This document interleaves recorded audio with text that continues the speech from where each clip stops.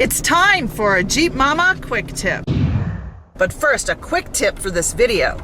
Watch it till the end and you'll get a vendor discount code. Now time for the Jeep Momma quick tip. I've learned a lot on my off-road adventures, and when I learn something, whether it's good or bad, I always do my best to share it with you. During 2019, I learned the importance of the Colby valve, an emergency tire valve stem system. I had heard of it, but I didn't fully understand the true importance of the emergency valve stem system. As I was crawling up a rock on the home court trail in Kingman, Arizona, I tore a valve stem.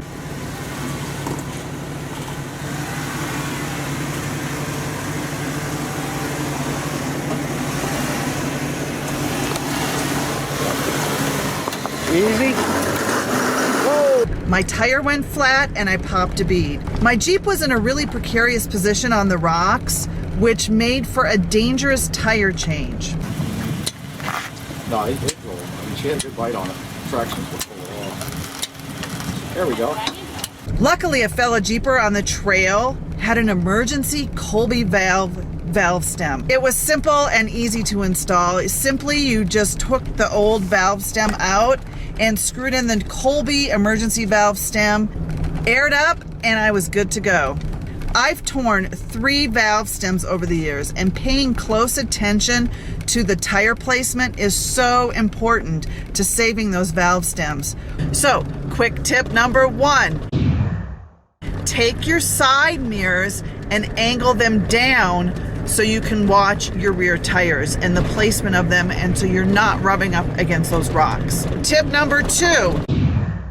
It's a must-have for your recovery bag, and that's Colby valve emergency valve stems. These are so handy and life-saving, especially when you're on the trail. 3 times I have tore a valve stem. 3 times tore my valve stem because of rubbing up against those rocks. On the Rubicon Trail, I tore another valve stem.